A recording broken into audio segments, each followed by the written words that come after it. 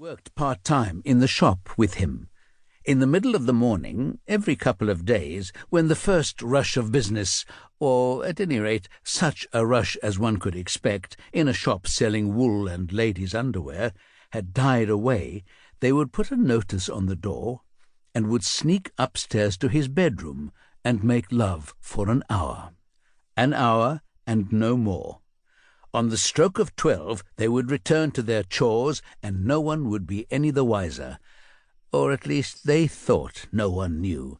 But it was common knowledge that there was no point trying the door of the shop between 11 and 12 on every second day. But, blissfully ignorant, once they were back behind the counter, Alfio and Sylvia did not speak of it.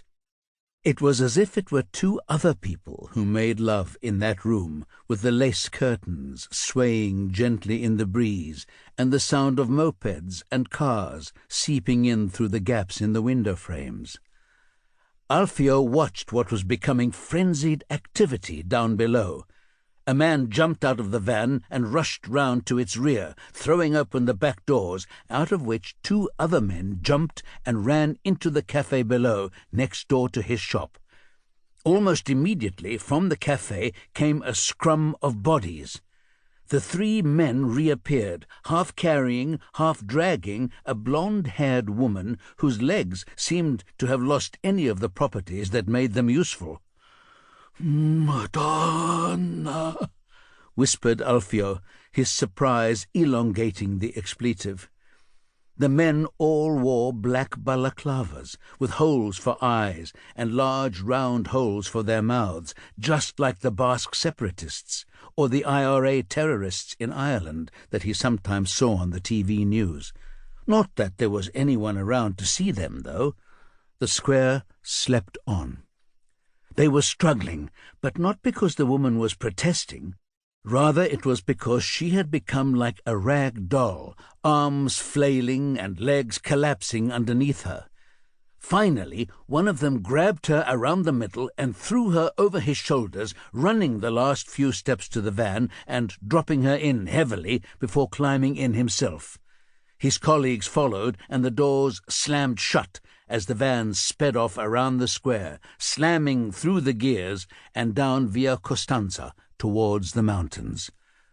Bonfadini was confused as he hurriedly pulled on his trousers. He also felt a deep sense of relief that it had not been Ignazio. That could have been very bad. He resolved then and there to bring his relationship with Sylvia to an end. He would tell her he could no longer afford her wages. Then he would wait a while and re-advertise the job. He could take on a widow, or, better still, a younger woman with no husband. He could return to his mid-morning breaks without being concerned about having his kneecaps broken.